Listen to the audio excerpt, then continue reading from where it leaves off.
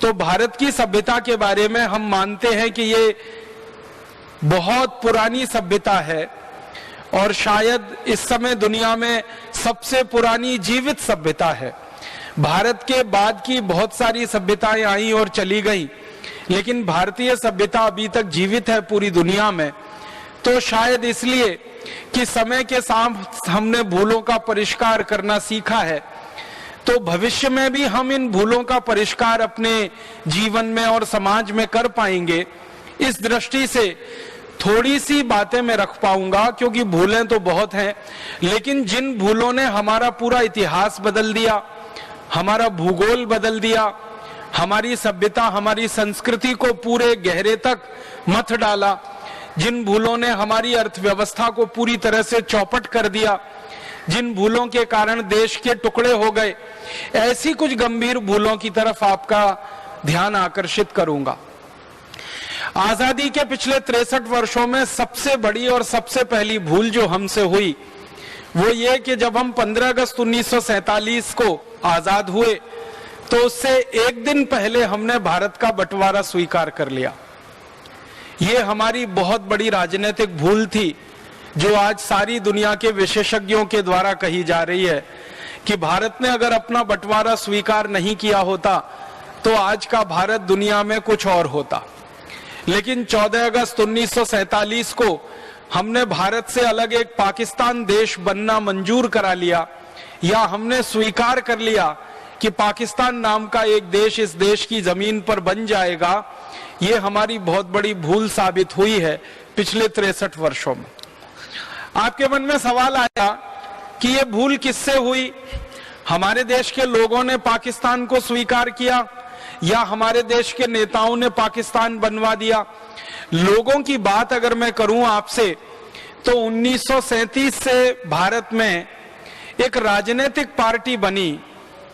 मोहम्मद अली जिन्ना उसके अध्यक्ष हुआ करते थे, और उस राजनीतिक पार्टी ने भारत देश में पाकिस्तान की मांग करना शुरू किया। लेकिन आपको सुनकर यह हैरानी होगी कि मोहम्मद अली जिन्ना अपनी पार्टी की तरफ से जो मांग कर रहे थे कि हमें पाकिस्तान नाम का अलग देश चाहिए, धर्म के आधार पर, संप्रदाय के आधार पर हमें एक अलग देश चाहिए, मुस्लिम संप्रदाय को एक अलग देश चाहिए, या मुस्लिम सभ्यता को एक अलग देश चाहिए, इस मांग को भारत के मुसलमानों ने कभी भी समर्थन नहीं दिया।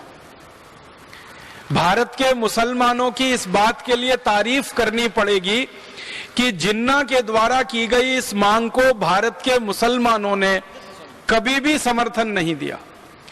भारत के मुसलमानों ने कभी भी पाकिस्तान की मांग को मंजूर नहीं किया। तो आप बोलेंगे फिर जिन्ना कैसे सफल हो गया और जिन्ना की राजनीतिक पार्टी कैसे सफल हो गई पाकिस्तान बनवाने में? भारत के मुसलमानों ने जिन्ना का समर्थन नहीं किया। मैं आपको बहुत विनम्रता पूर्वक एक दो ऐसी घटनाएं सुनाना चाहता हूं कि भारत के मुसलमानों का जिन्ना के प्रति कैसा रवैया था। कई बार जिन्ना मुसलमानों के बीच में व्याख्यान देने जाता था और मुसलमानों को इस बात के लिए उकसाता था कि तुमको अलग पाकिस्तान लेना चाहिए, तुमको अलग देश बनाना चाहिए। सब तरह का विष वो लोगों के मन में भरता था। तो कई सभाओं में जिन्ना का स्वागत जूतों की माला के साथ होता था। लोग गुस्से में आते थे। एक सभा में तो उसको, लाहौर की एक सभा थी जिसके बहुत सारे दस्तावेज उपलब्ध हैं, जिन्ना को जूतों की माला डाल दी लोगों ने गले में और कहा भाग जाओ यहां से, हमें पाकिस्तान नहीं चाहिए, हमें तो इसी भारत में रहना है, हमें अलग देश नहीं चाहिए, क्योंकि अलग देश होकर हमारा अस्तित्व खतरे में पड़ जाएगा। जो मुस्लिम दूसरे नेता हुआ करते थे वो ये कहा करते थे कि अगर अलग पाकिस्तान बना तो एक तरफ तो भारत है ही हमेशा और दूसरी तरफ चीन बैठा है, इतना ताकतवर देश, कभी भी पाकिस्तान को खत्म करा देगा। इसलिए जो जिम्मेदार और समझदार मुस्लिम नेता थे इस देश में, जैसे मौलाना अबुल कलाम आजाद थे और इनके बहुत सारे सहयोगी मुस्लिम नेता थे, बदरुद्दीन तैयब जी करके एक बहुत बड़े मुस्लिम नेता थे, फिरोज शाह करके एक बड़े मुस्लिम नेता हुए इस देश में, ऐसे बहुत समझदार मुस्लिम नेता कहा करते थे कि पाकिस्तान अगर बना तो ना सुखी होगा न समृद्धशाली होगा, न संपत्तिशाली होगा, उल्टा हमेशा दो देशों के बीच में फंसा रहेगा और चक्की में घुन की तरह से पिसता रहेगा। एक तरफ चीन बैठा है, दूसरी तरफ भारत तो है ही।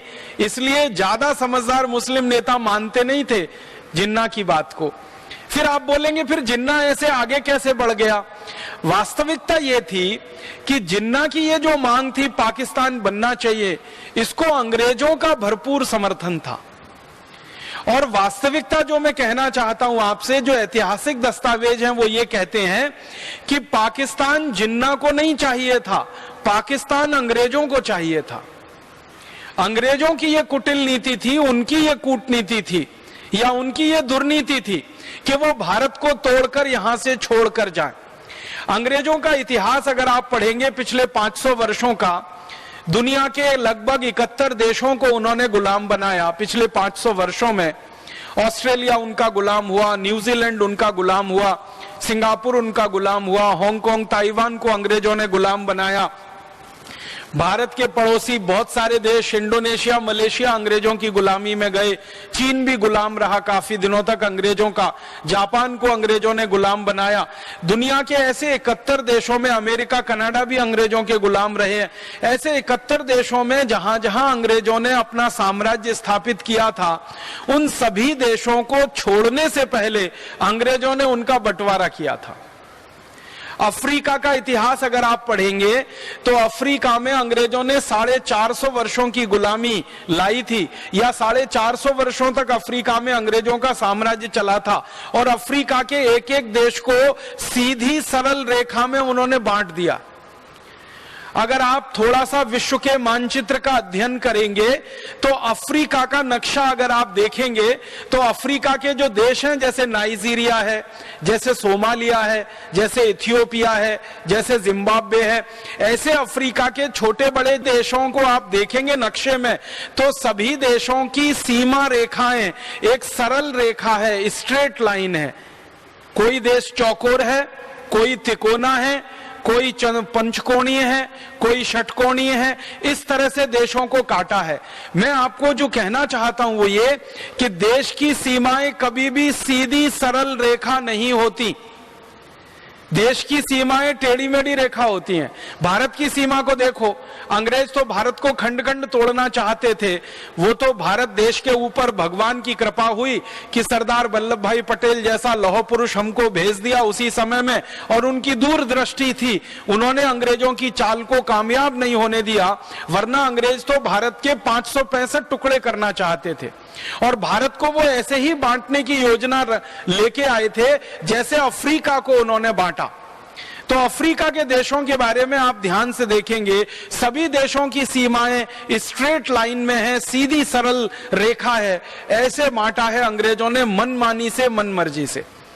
तो अंग्रेजों की योजना थी, जैसे अफ्रीका में उन्होंने किया कि देश को छोड़ा तो बंटवारा कराया उस देश का, खंड खंड तोड़ा उस पूरे अफ्रीका के लोगों को, वैसे ही उनकी योजना भारत के लिए थी कि भारत को वो छोड़ेंगे तो एक देश नहीं रहने देंगे, उसको खंड खंड तोड़ेंगे।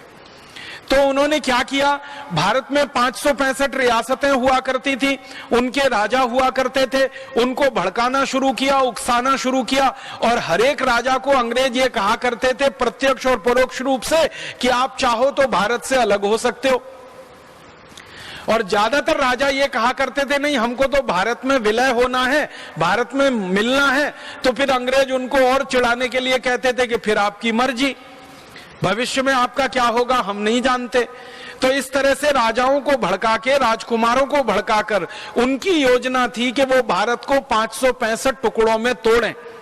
लेकिन उनकी ये योजना कामयाब नहीं हो पाई, क्योंकि उनकी योजना को नाकामयाब करने के लिए सरदार वल्लभ भाई पटेल ने रात दिन एक कर दिया था और जी जान लगा दिया था।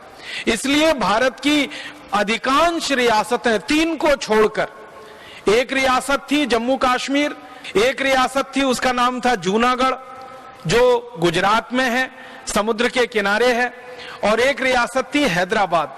ये 3 रियासतों को छोड़कर 562 रियासतों ने अंग्रेजों की किसी बात को नहीं माना था और उन्होंने संकल्प लिया था कि भारत की आजादी के साथ हम भारत में ही रहेंगे, भारत में ही विलय होंगे, हमारा भारत से अलग कोई अस्तित्व नहीं है।